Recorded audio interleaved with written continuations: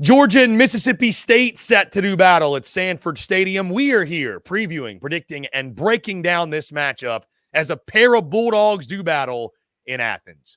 Hello, everyone. I'm Chris Phillips. He's Dave Shumate. Appreciate each and every single one of you tuning in. Make sure you like, subscribe, turn on notifications. Check us out via podcast, wherever you get your podcasts. You can also find us across all social media platforms, as well as our website, SECUnfiltered.com.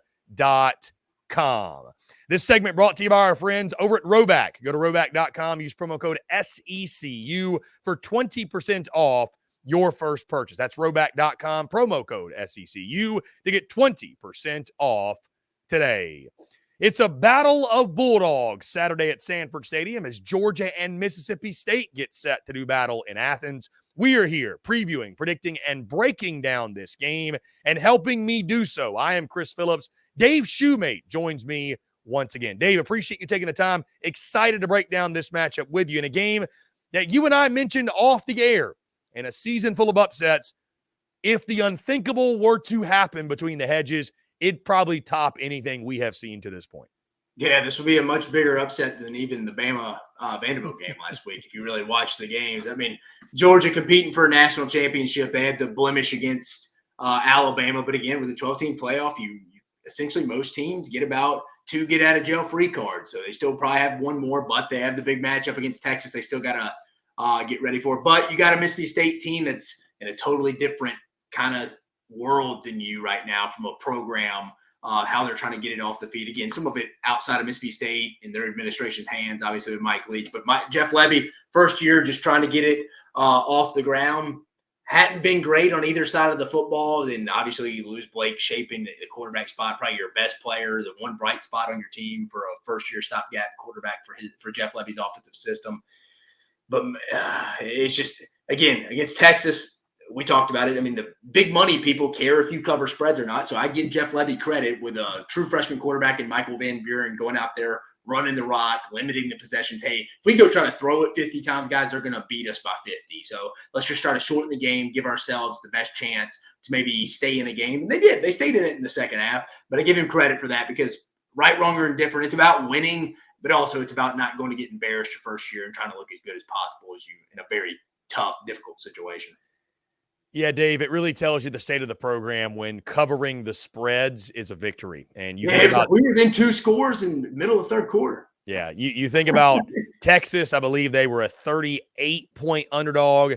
And in this ball game, very similar. Again, this is a 4:15 p.m. Eastern time kickoff, Dave, on the SEC Network in Athens at Sanford Stadium. You just mentioned the spread. Georgia is a 32-point favorite in this game. The over-under set at 53.5. Georgia, Dave, leads the all-time series 20-6, and the last meeting actually came in 2022. Georgia won that game by a final score of 45-19. So, Dave, as we dive in this matchup, I want to start with this. You were at the game Saturday, Georgia and Auburn between the hedges. Kirby Smart had a really interesting message to the fan base and the crowd and the home field atmosphere. Give me an idea. Why did Kirby Smart say that? Did you take away anything from when you were at the game that, are Georgia fans getting fat and happy? Is it becoming a wine and cheese crowd? And I think that's something, again, when you're as big a favorite as you are, Dave, and I'm just curious, how does the fan base respond to sort of being called out by Kirby Smart? And again, what is the environment like for Mississippi State? I don't know, but he's presented a challenge to his fan base. I wonder if they answer. But can you shed some light on, again, as somebody who was there, what it is Kirby Smart essentially was referring to? Yeah, you kind of felt like it was a late arriving crowd. You walked in and there was kind of about, I got in the stadium for about 45 minutes for a kick. And I don't know. I think it may just be a thing now. People come to games later because you see so many of these games at the tailgates with the quad screens and stuff like that on YouTube TV. But it felt like a late arriving crowd, kind of low energy, expected to win. And again, like you said, you were that big point, what are they, 22-point favorite heading into that game against Auburn. So, I mean, I get it. You're coming off a Bama loss. The energy isn't probably where it is. Like, oh, well, we got 2 weeks between Auburn and Mississippi State, and then our next challenge. Let's see what we're doing against Texas. It's kind of getting to a little bit like how Alabama fans were. It's like, all right, there's a couple of challenges a year we feel like as a fan base will get up for. Yeah, it felt a little low energy, a little grumbling at times with the offense in the first half. Again, they scored more first half points against a decent defense than they did against Clemson, Kentucky, or Alabama in the first half. They ended up with 14, but it was a late score off kind of a weird – it looked like he meant to throw it to the guy underneath. It went through his hands, and the guy in the back caught it and scored. So a little grumblings about Carson Beck. I think they wanted to see Mike Bobo in this offense start a little quicker. You can tell there's some real – they're kind of like sitting on G, waiting on O to go get on Carson Beck's ass a little bit. Like it's kind of like we're not there yet, but if you keep underperforming each week – and it goes into the game against Texas and Austin, and we lose, that's when they're going to, I think, start signing or sounding the alarm for Bobo and Carson Beck. They're sitting on G, waiting on O. I don't know if Mississippi State's going to be enough challenge for them to really go sound the alarms this week. But, yeah, just a little moaning and groaning. Fat and happy, as you said, would be a decent term. But, yeah, it kind of felt a little like low burner in there. People weren't as fired up. And some of that, to be fair, is – Auburn isn't as great. Probably the challenge Georgia fans thought they were going to have coming in. Granted, though, you thought against a big rival and the South's oldest rival, first SEC home game would be a little juicier than that. Dave, to your point, the offense has been the thing that really Georgia fans are it's unsettling, right? The way the offense has looked. Can they finally start fast? We keep asking this question. Maybe I should stop asking it, but I mean, maybe it's just who they are. And maybe it's just who they are, but like, man, if it's going to happen, if you're going to get off at this big explosive start and it's 21-0 in the first quarter, this feels like the week that it needs to happen, right? I mean, just to even show that, like, I think it'd be important for Georgia to show it's in there. Just show it's in there. Like, I think the fan base is starving for that explosion on the offensive side. And like you mentioned, Dave, it's the final tune-up. If you want to call it a tune-up, I hate to say that about an SEC game, but I mean, just kind of where we are. You know, this is the final contest before that game against Texas. So, you know, I think showing that's in there and getting off that quick start, Dave, if you can, I think that would be important because, again, fans are getting – there's these unsettling feelings around Carson Beck, Mike Bobo, and just the way the offense has looked at this point. Yeah, and it's like you said, Chris, if this week you're putting up 14 or less points in the first half, I think people are going to be like, dude, Mississippi State is not good on defense. I mean, the Scatterboot kid, I think, still running against them from Arizona State weeks later. I mean, he ran for 275 on the ground. I mean, it doesn't even have to be Carson Beck. I don't think you have to make plays. Now, if Mississippi State loads the box, sling it out there with the numbers. But, if you're not producing, and again, I don't think you got to be that creative. I mean, your personnel's better than them too. It would be a little discouraging heading into that big Texas matchup. Because, again, man, that's a game. I know we're previewing this one, but Georgia would really be putting themselves in a big corner with still some big games late if they were going to lose that game against Texas. But I think it starts this week. Like you said, iron out some of those kinks offensively. And even defensively, you see some things that they're going to have to shore up. Dave, you mentioned defensively what Mississippi State's going to present on the offensive side. Johnny Daniels, Devon Booth, both work the running game for them. You mentioned the young quarterback. Kevin Coleman, Kelly Akari on the outside. Realistically, Dave, to your point, I mean, is it not about Mississippi State wants to control the clock, shorten the game? You know, that's how they're going to keep this one competitive, is to try to play keep away and run the football and grind out yards.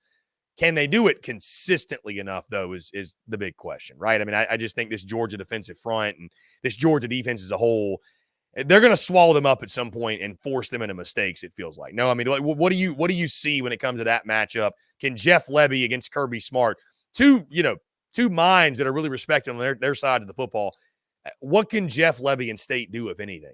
I mean, what do you think, Chris? I mean, you think, again, it's an interesting thought because, I mean, if you're Jeff Lebby in there in your offensive staff room and you're like, I mean, guys, I mean, if we come out here and really try to take a bunch of chances, throw the football around similar to what was being brought up going into the Texas game, like, they could beat our brains in here and it's embarrassing. Or do you try to just go out there and making a very boring game? You're kind of handing the rock off, throwing off play action with Van Buren, giving it simple throws, probably playing a little, not really playing the offense Jeff Lebby wants to, the spread up tempo outside the hashes offense he wants to, just to try to save some face. I mean, again, I hate to say that when we're previewing it, but it's got to be going through his mind with the truth. I mean, you don't have Blake Shapen. You're going to go into Athens and Sanford and kind of just start slinging it around out there. Again, I don't know. You always play to win. Don't get me wrong. There's also a little strategy here. This line's also 32, very high again, plus 30 in a conference game. You saw what they did against Texas. would it shock me if they took the same offensive strategy here? But the problem in that one is you're not getting a young Arch Manning making his first SEC start here. You're getting Georgia's offense for the most part, outside of a few guys like Tate Ratledge at 100%. Yeah, I think if you're Mississippi State, Dave, I think you got to try to play for the close game and just pray to God Georgia plays their D, helps you out a little bit. Their D- game, and you're somehow in a one-score game in the third quarter. Again, I don't see it. And if you think we're being hard on Mississippi State, well, you lose to Toledo, you kind of get what you deserve. I'm sorry. You play dumb games, you get dumb prizes. Using the word just losing to Toledo. Right, exactly.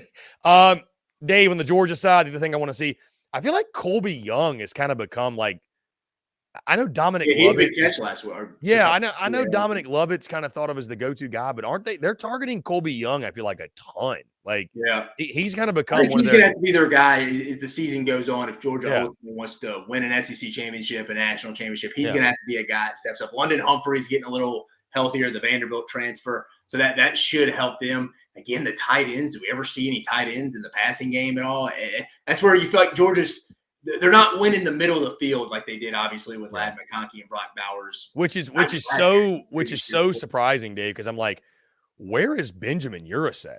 Like, where is Oscar Dell? Yeah, I guess him just getting there in the summer, not really getting much spring, just put him behind the 8 ball. I guess that surprises me because the Georgia folks I talked to over the summer, like, when I asked them about the tight end position, they said they felt like Benjamin Urasek was their replacement for Brock Bowers. And he's just been non-existent. So maybe Trevor Etienne stays healthy, he'll get a hot hand, kind of like a basketball player a little bit. The more shots he gets up, the more comfortable, more confident he's going to be. He was hurt for a little bit. Maybe he's getting a little healthier. They start feeding him, utilizing him in the passing game a little bit out in the flats. He becomes a playmaker for him. And if Nate Frazier, I like Nate Frazier a lot. The freshman had a good game against Clemson. But again, they're not going to play him if he can't pass protect. So I think that's something he's going to have to keep working on as well. I think Georgia's offense is going to be a slow oncoming thing down toward the end of the year. Maybe we're like, man, remember when we were talking about how bad they were offensively? But again, I think this week will tell a lot from a standpoint, like you say, Chris. If they're struggling to put up points in the first half this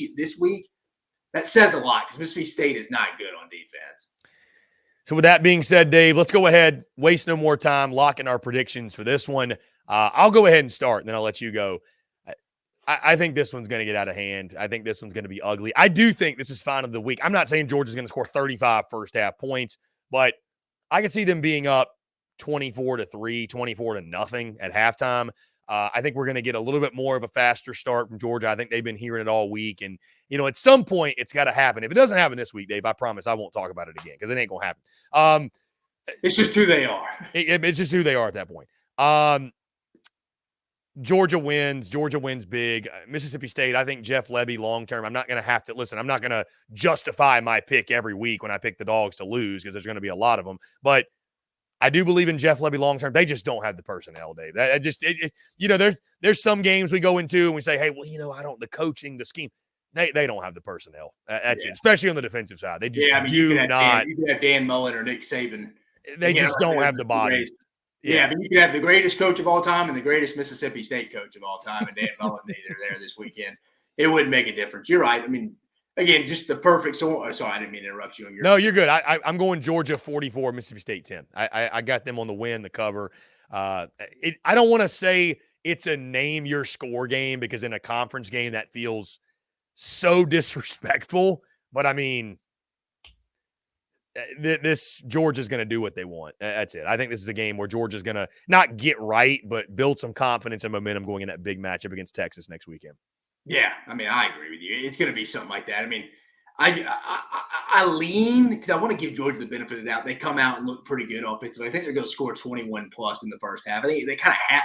I think they're a little have to. I think Bobo's a smart enough guy to know. He's been a head coach. He knows about perception and what people say. Yeah, we got to go look good, guys. Even if we want to show some stuff we really didn't want to show against Mississippi State, we got to kind of put a good product out there, give our guys some confidence on offense. So I think they come out, try to hit State early, get up big, maybe force some turnovers with Michael Van Buren. But I think Mississippi State's going to take the same game plan they took against Texas. It's going to be a boring game. I think they're just going to try to shorten this game, get out of here as fast as possible, and try to stay within the spread. I'm with you, though. I think it's going to be something.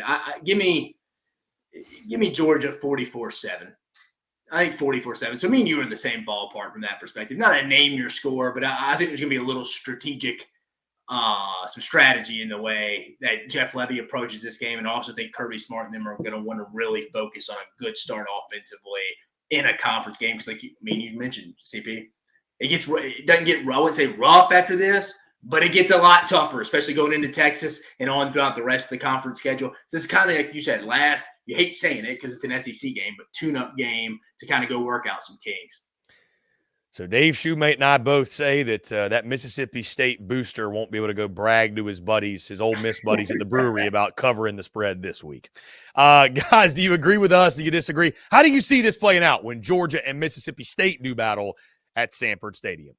Guys, that's going to do all for us. Appreciate each and every single one of you tuning in. Again, make sure you like, subscribe, turn on notifications. Check us out via podcast, wherever you get those. You can also find us across all social media platforms as well as our website, SECUnfiltered.com. For Dave Shumate, I'm Chris Phillips. Appreciate each and every single one of you tuning in, and we'll catch you on the other side.